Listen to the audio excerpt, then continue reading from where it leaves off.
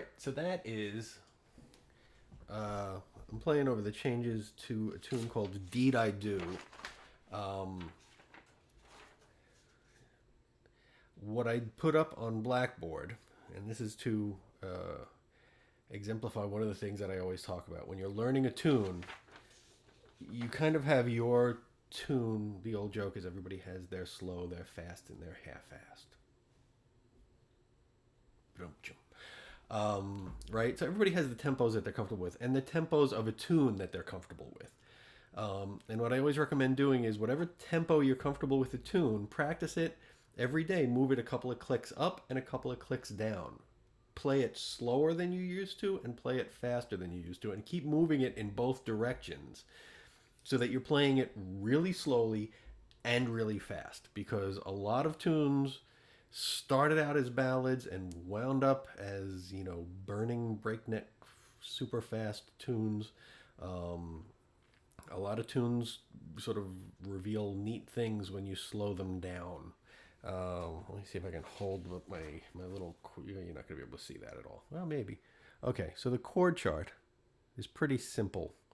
You might want to take a screenshot of that. I'll put this up. Right. So this is a really sort of standard kind of changes tune. It's C major, first chord C, second measure C7, then F.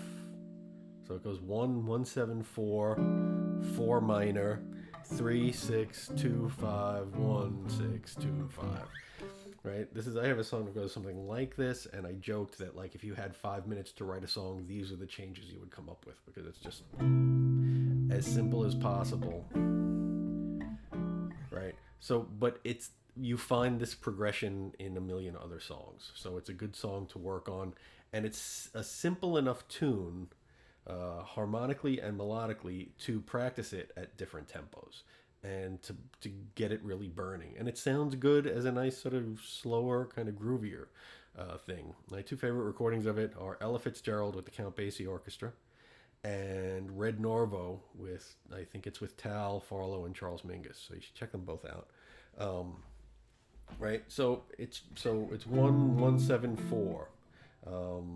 That happens in a million places, and then 4 to 4 minor happens in a million places. You can make it a major 7 in this kind of a tune. The melody on the A section is pentatonic, believe it or not.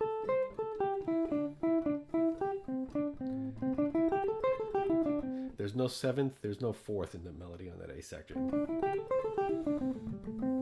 Right? So C6 is probably a more appropriate chord, going to C7. So this kind of gives you sort of your line here, where it's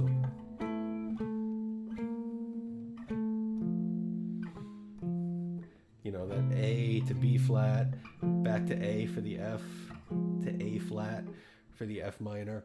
I usually hear a 4 minor as sort of a minor 6th, and in this case, the melody actually does that.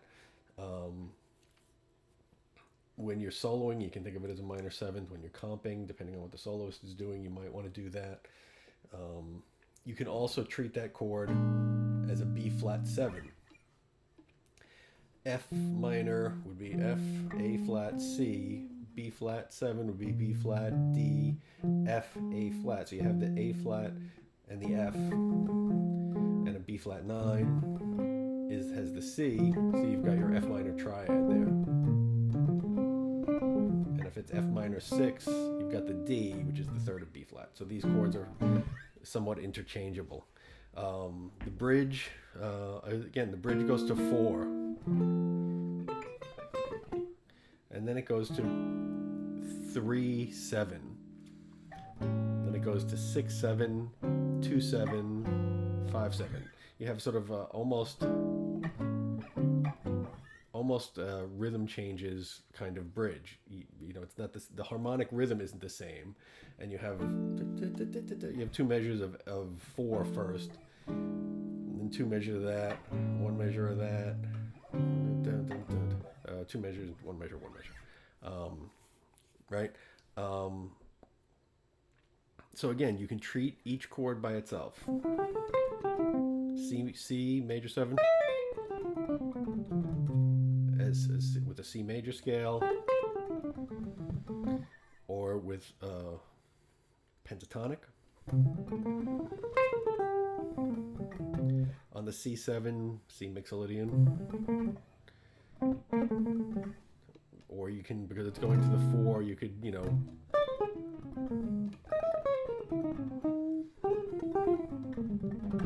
you can alter it any way you want.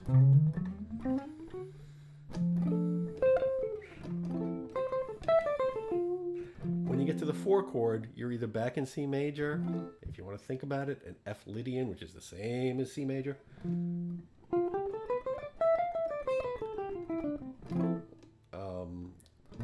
Again, you're better off thinking of the chord and the arpeggio and the notes that fit over that chord. The root will fit, the second will fit, the third will fit, the fifth will fit, the sixth, seventh. It's that fourth that's going to throw you. And you know, you can kind of always chromatic through it. The F minor.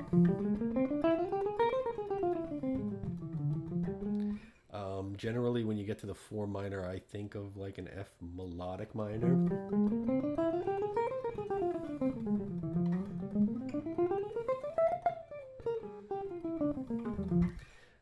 Again, because it's a 6th, you can use a Dorian there too. Now, the reason I kind of lean that way is because and you'll see when we get to the bridge, and then the E minor 7, A7, treated as a 2/5, D minor 7, G7, 2/5, and then you're back to C, right? So the bridge, the E7. If the tempo's slow, you can treat each one of those dominant chords in that circle that you're doing as its own thing, and you can do whatever you like to do on the dominant chord. Mixolydian, you can do altered stuff, right? But when the tempo gets fast, you have to treat, you know, you generally want to treat the song, it's in C major the whole time, right? So you're in C major, C with the B flat, then you're in C major again for the F, C major with the flat 6 and a flat 7, which is the F melodic minor. So what I'm thinking is,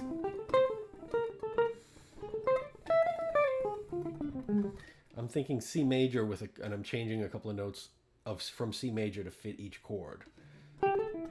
Again, C major with the C sharp instead of.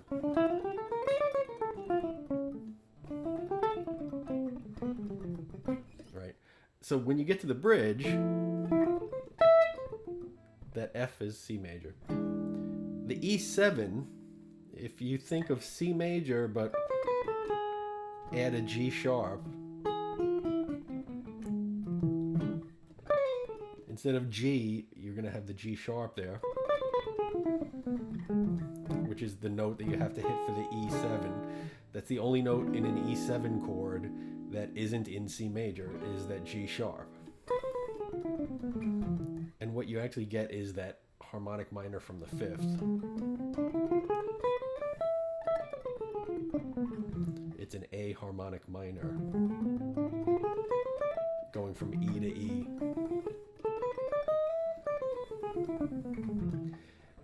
Same thing when you get to that A7.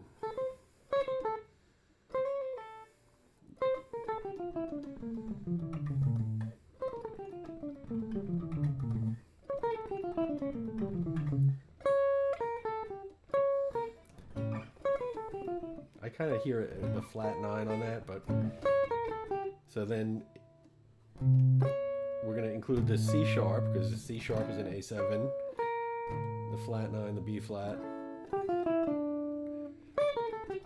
So instead of C, C sharp, instead of B, B flat. And again, if you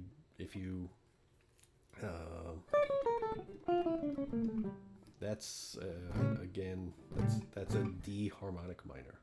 We've changed 2 notes from the C major scale, and you've got D harmonic minor. which is the harmonic. Oh yeah, harmonic minor from the fifth of that scale. And then D7.